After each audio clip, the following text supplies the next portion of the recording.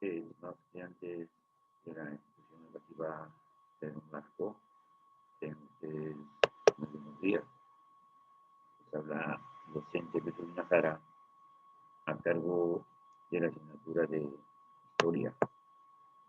En esta oportunidad nos toca ver el tema la ilustración, ¿no?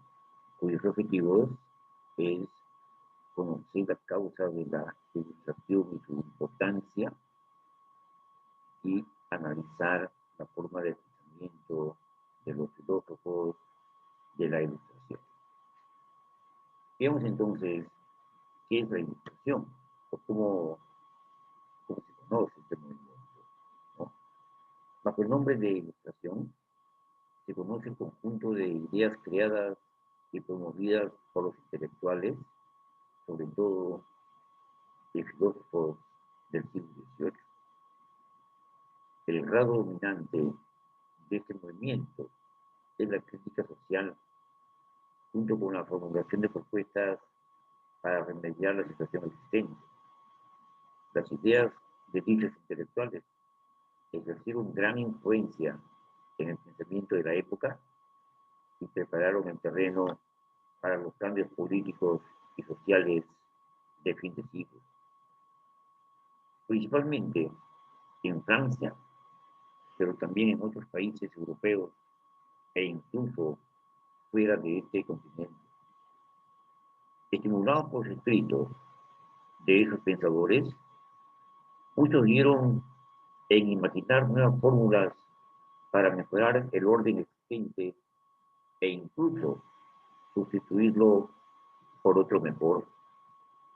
La ilustración se difundió con gran rapidez gracias al desarrollo de las impresiones durante el siglo XVIII, que no solo producían libros en cantidad, sino también infinidad de folletos, textos de pequeña extensión que el público leía con avidez y discutía con ardor. En esos textos, los intelectuales expresaban sus ideas en forma accesible al entendimiento de la mayor parte de la población, unas veces proponiendo sus teorías, otras criticando visiones opuestas y otras defendiendo las propias. Para dar cabida a tal producción literaria y abastecer la creciente demanda por parte de los lectores, se multiplicaban las tiendas de libros o librerías, y eran además sitios de reunión del público y donde se hacía discusión de las nuevas ideas. Estamos pues en el siglo XVIII, que era la época de la Ilustración, donde se discutían temas de gran importancia, ¿no?, del saber humano. ¿Y qué características nos presenta la Ilustración? Se difundió entre la burguesía y sectores de la aristocracia. Sus ideas se discutían en los salones organizados por señoras de clase alta, donde se reunían filósofos, científicos, artistas, literatos, entre otros. Estos grupos se transformaron en grandes consumidores de libros. Consideraba que el pensamiento racional era la única forma de acceder al conocimiento verdadero. Se llegaba a conocer el mundo a través del razonamiento, la observación y la experimentación. Negaba cualquier forma de conocimiento que no procediera del análisis racional. Por eso, consideraba las creencias populares y la religión como meras supersticiones. En un contexto en el que la categoría de las personas estaba determinada por su origen familiar, sostenía que todas las personas nacían iguales y tenían derechos naturales. Creía en la posibilidad de progreso tanto material como moral, de las sociedades a partir de los descubrimientos científicos y tecnológicos. Confiaba en que el conocimiento podía mejorar la vida de las personas y de las sociedades. Asimismo, cuestionó las monarquías absolutas y el principio de que el poder del rey provenía de Dios. Esas fueron, jóvenes, las características. Y veamos cuáles fueron las consecuencias de la Ilustración. Entre las consecuencias, se dio un fuerte impulso al desarrollo del método científico y de las ciencias como las conocemos en la actualidad. Su cuestionamiento de los privilegios de sangre fueron los principios de la Revolución Francesa que terminó con la monarquía absoluta. En muchas monarquías, como la española, los reyes practicaron un sistema llamado despotismo ilustrado. Si bien mantenían el absolutismo, adherían a los principios de la Ilustración y pretendían brindar a sus súbditos educación y medios para progresar. Estamos viendo una de las consecuencias de la Ilustración, ¿no? Después, pues, el estudio del progreso de las personas.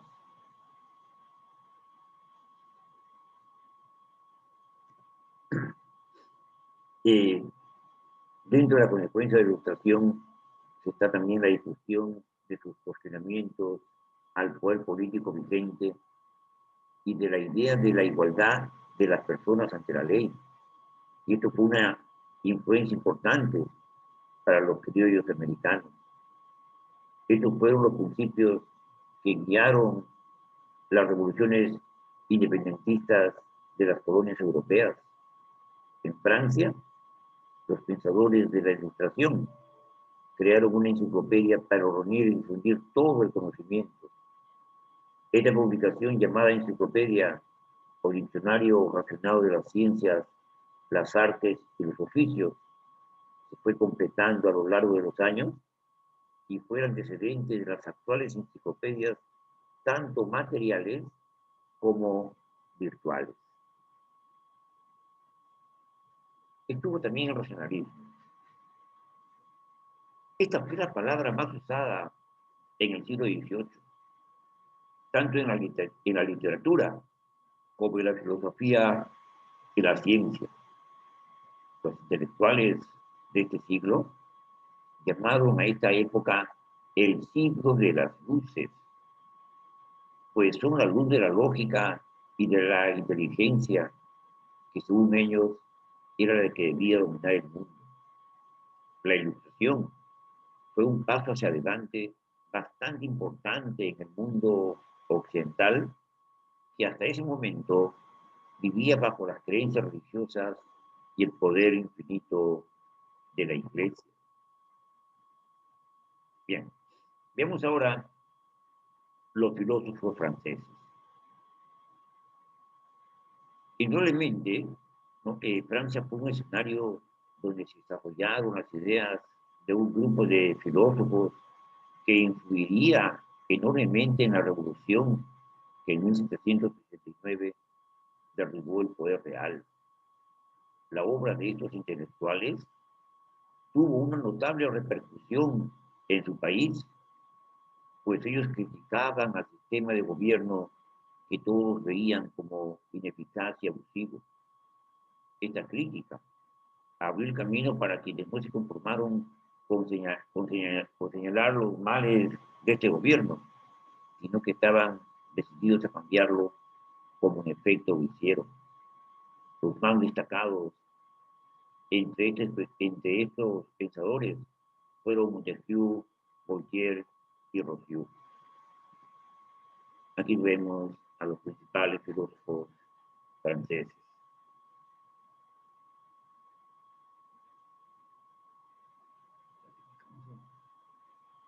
Veamos quién fue Montesquieu.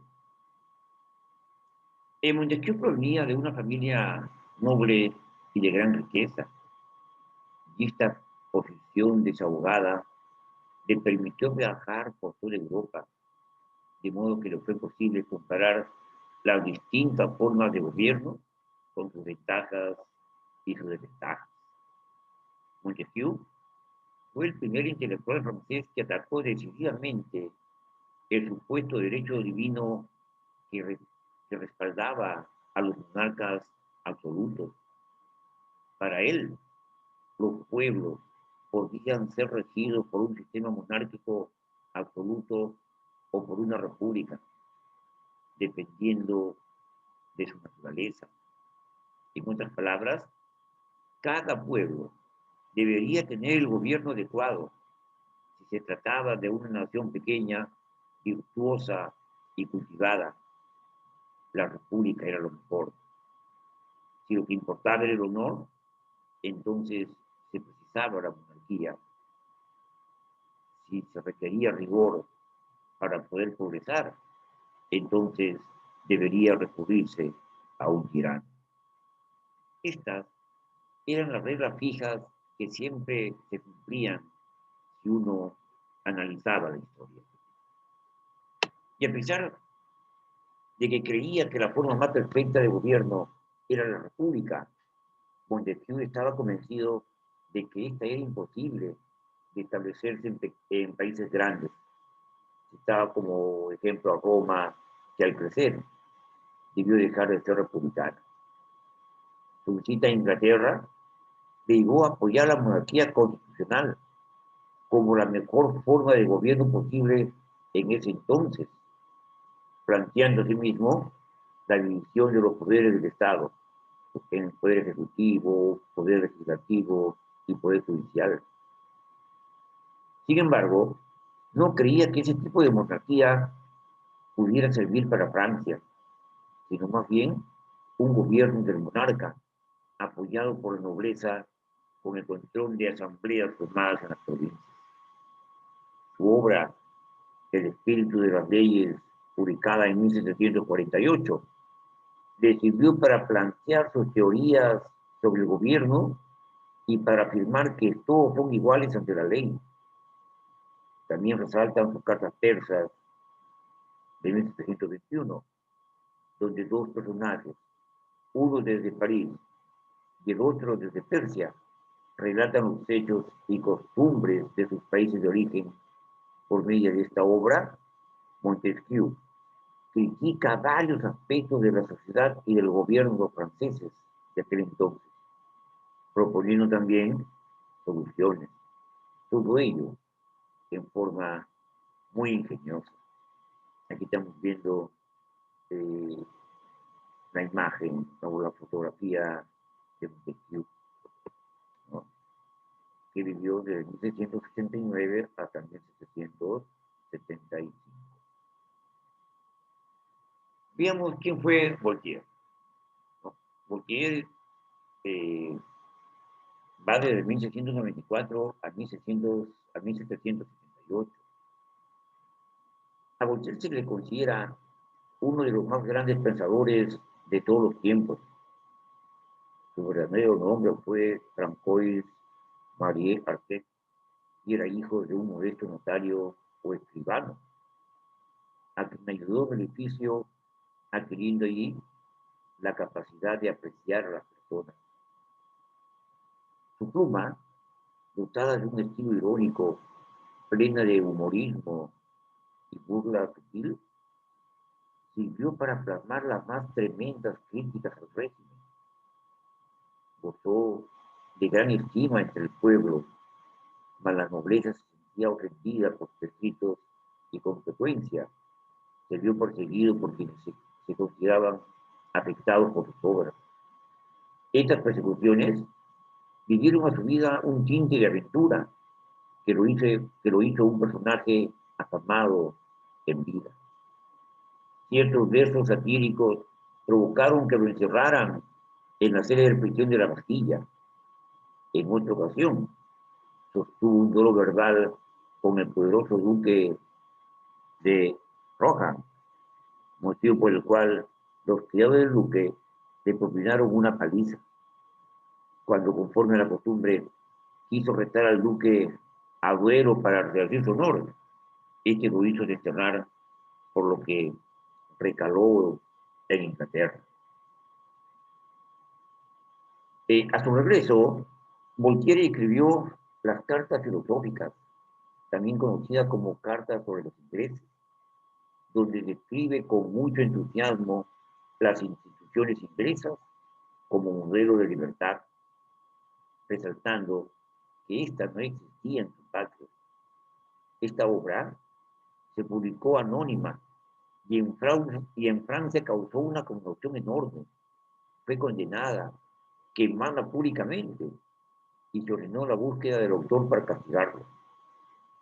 Y para evitar que lo atraparan, Voltaire se refugió en el castillo de su amiga Madame du Châtelet, donde en una atmósfera de tranquilidad escribió varias obras de teatro y sátiras, además de un tratado científico sobre la filosofía de Newton y dos importantes trabajos filosóficos, a su vez que políticos, ¿no? El ensayo sobre la costumbre y discurso sobre el hombre. Produjo también un poema épico, La Henriada, cuyo héroe era el rey IV de Francia.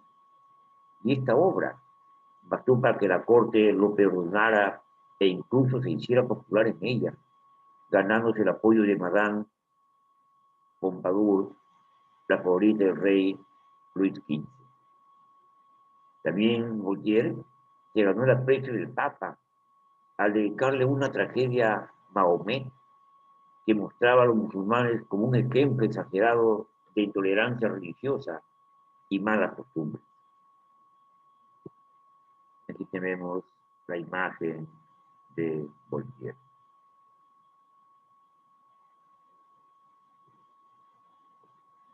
Luego, Voltaire pasó a Prusia, ¿no? Lo que no fue bien vista por la corte francesa. Se llevó a Prusia por invitación del rey Federico el Grande, quien era amante de las ciencias y gustaba de cultivar la filosofía, habiendo tenido una larga correspondencia con Voltaire tiempos atrás. Se estableció en la ciudad de Potsdam, donde el rey le proporcionó un trato distinguido y lo llenó de favores. Durante su permanencia en Prusia, produjo varios escritos anticlericales, atacando sobre todo la hipocresía y la superstición. Incómodo con la agitación que producían las continuas guerras de Federico, en 1753 se dirigió a Ginebra, donde pudo disfrutar de una vida holgada, pues sus escritos le habían dado hasta entonces fama y fortuna. Hasta su muerte, Voltaire siguió atacando todo lo que consideraba negativo, defendiendo a los humildes. Se habla que incluso actuó como abogado defensor de varios casos, triunfando rotundamente y ridiculizando a sus enemigos. Su obra hizo que el pueblo perdiera el temor hacia los poderosos y tomara conciencia de la necesidad de una actitud firme ante la injusticia. Los revolucionarios franceses siempre lo vieron como su maestro, el hombre que les enseñó el camino a seguir en la búsqueda de la libertad. Pasemos ahora a ver a Rousseau. Rousseau vivió entre 1712 y 1778. Jacques Rousseau fue el hijo de un humilde relojero de Ginebra, huérfano de madre a temprana edad y apenas recibió educación durante su infancia. Radicado en la Alta Saboya y protegido por Madame de Warens, dama de la alta sociedad, comenzó a viajar por el sur de Francia y el norte de Italia, recogiendo experiencias que luego relataría en su obra Las Confesiones. En 1749 presentó a un concurso filosófico organizado por la Academia de Dijon, una tesis donde afirmaba que el progreso no había mejorado al hombre.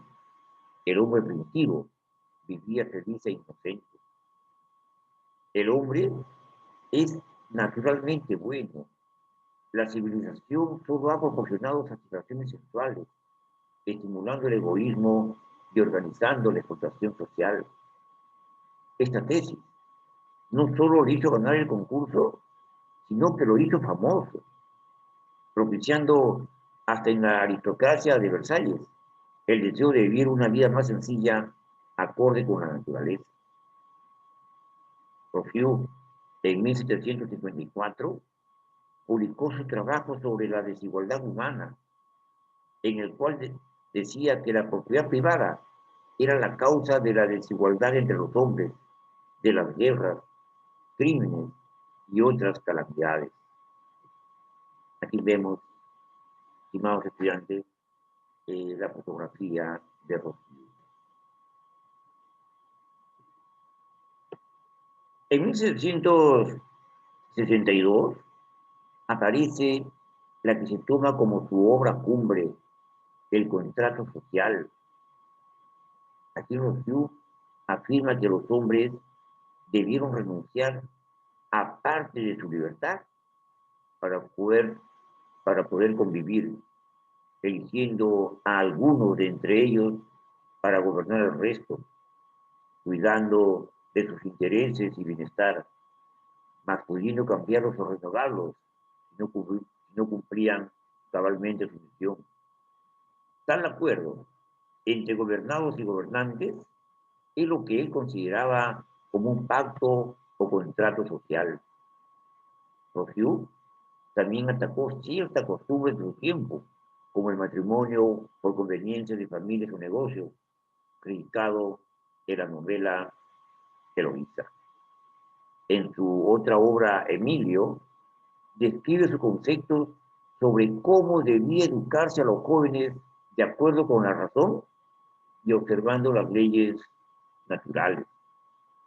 Este filósofo se distinguió además por su amor a la vida sencilla, pues jamás vivió con lujo u ostentación, habitando una humilde vivienda y practicando la pluralidad. Tal forma de ser le granjeó la estima general, sobre todo de las personas más cultas y sensibles, pero jamás aceptó favores ni protección de nadie, muriendo casi en la pobreza.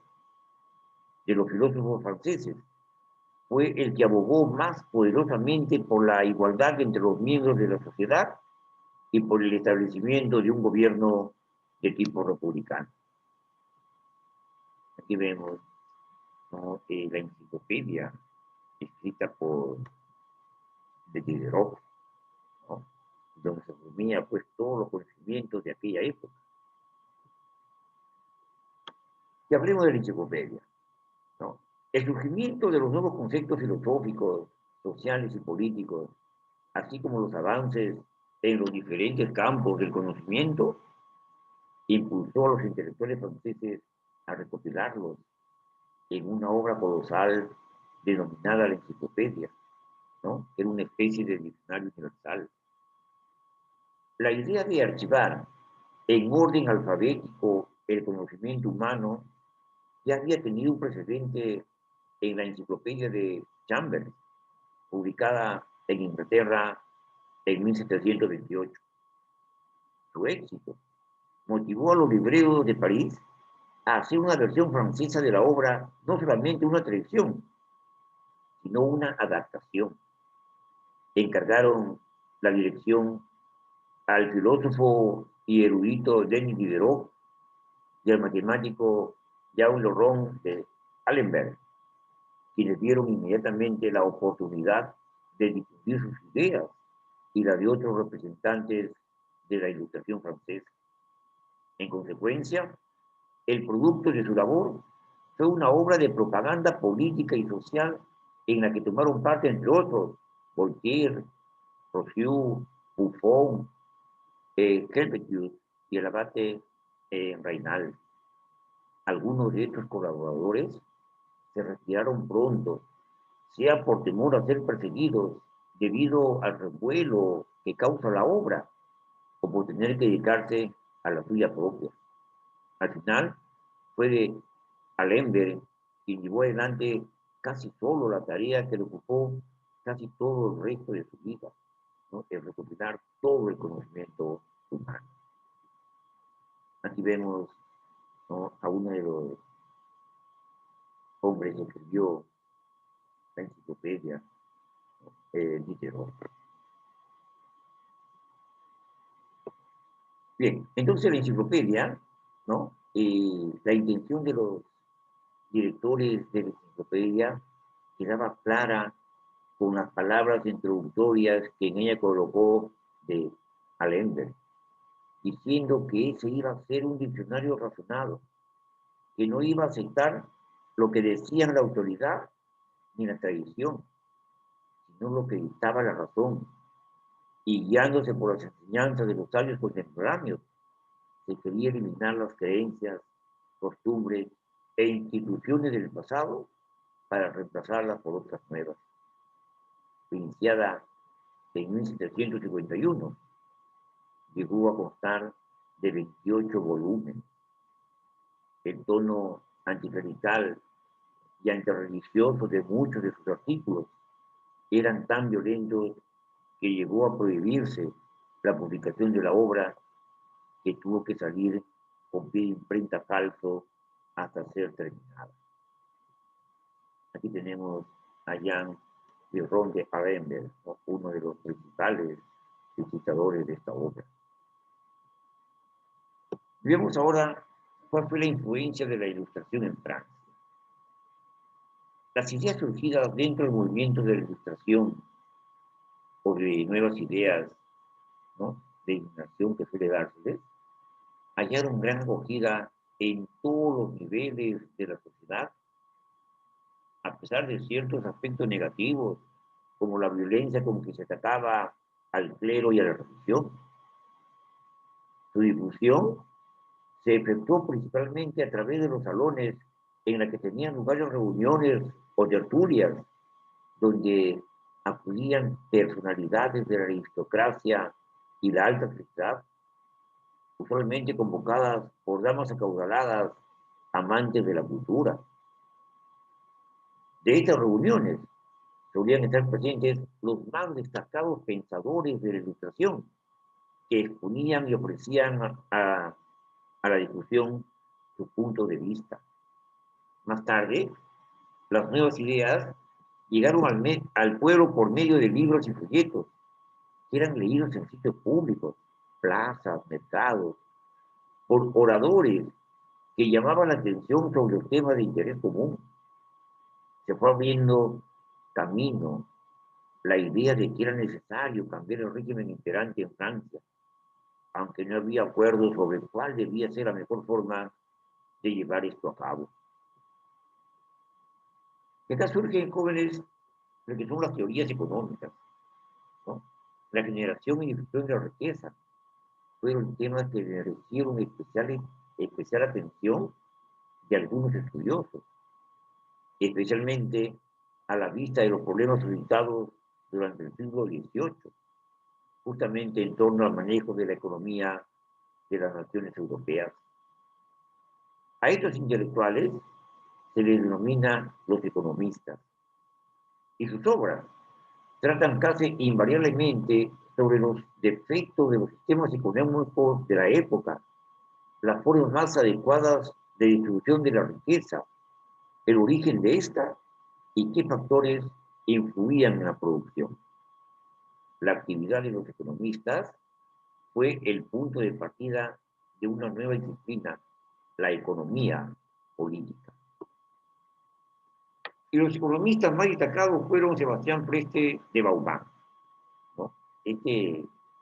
Sebastián Preste vivió entre 1637 y 1707. Sebastián de Vauban fue precursor del movimiento, quien al estudiar la miseria que afligía a Francia durante el reinado de Luis XIV, escribió el libro El diezmo real, en el que se decía que todo súbdito debía contribuir a las cargas del Estado en proporción a sus ingresos y que no podía haber privilegios que eximieran a persona alguna de pagar dichos tributos. La obra no fue del agrado de Luis XIV, quien hizo retirar de la circulación el libro y además prohibió su lectura, ¿no? Lo mismo que otros monarcas europeos. Este hecho le causó tan impresión a Vauban que falleció de un infarto. Aquí estamos viendo a Sebastián de Vauban. Veamos a Francois Quesnay. Francois Quesnay vivió entre 1694 y 1774. Fue médico de Luis XIV y es considerado el fundador de la economía política. Creó y encabezó la escuela fisiocrática que sostenía que la riqueza procedía de la tierra. Debió, por consiguiente, impulsarse la actividad agropecuaria y no se reconocía como válido otro impuesto que no fuera el que gravaba a los campos. Esta tesis trajo consigo una intensificación de la agricultura, mejorándose los sistemas de cultivo y aumentando la productividad, especialmente de los cereales. Al mismo tiempo, comienza a hallar acogida la introducción de nuevas plantas procedentes de América, como la papa y el maíz. Quesnay expuso sus ideas en dos obras, El cuadro económico y Máximas generales para la ordenación económica del reino agrícola. Aquí tenemos la foto de Francois Quesnay de aquella época. Vemos a Adam Smith. Adam Smith aparece desde 1723 a 1790. Adam Smith fue un inglés reconocido como uno de los fundadores de la economía moderna y creador de la escuela económica liberal o clásica. Su tesis básica era que la riqueza consiste en el valor de las cosas. Por consiguiente, el trabajo es la fuente de toda riqueza. Y como consecuencia lógica, todo hombre apto para trabajar debe pagar al Estado su parte de impuestos. El mejor modo de generar la prosperidad era dar a cada individuo libertad para desenvolverse a su criterio, quedando el Estado en la misión de mantener la armonía y la justicia, así como desarrollar las empresas que la iniciativa privada no podía establecer. Sus teorías están claramente expresadas en el libro Investigación sobre la naturaleza y las causas de la riqueza de las naciones. Aquí vemos la imagen de Adam Smith. Luego vemos a Robert Turbo. Robert Turbo alcanzó a ocupar el cargo de ministro de Hacienda en el reinado de Luis XIV. Era partidario de los fisiócratas e intentó aplicar la teoría de Adam Smith en Francia, aunque sin éxito debido a la gravedad de la situación. Y en su obra Reflexiones sobre la formación y distribución de la riqueza, estudió las leyes que rigen el crédito, al que consideraba como un elemento fundamental para desarrollar la industria y el comercio. Acá tenemos la foto, ¿no? De Robert Turbo, que va desde 1727 hasta 1781. Eso ha sido, jóvenes, el tema de hoy. Muchas gracias por su atención y que tengan una feliz tarde, estimados estudiantes. Vamos a empezar a hacer las preguntas del tema. Muchas gracias. Buenas tardes. Permiso.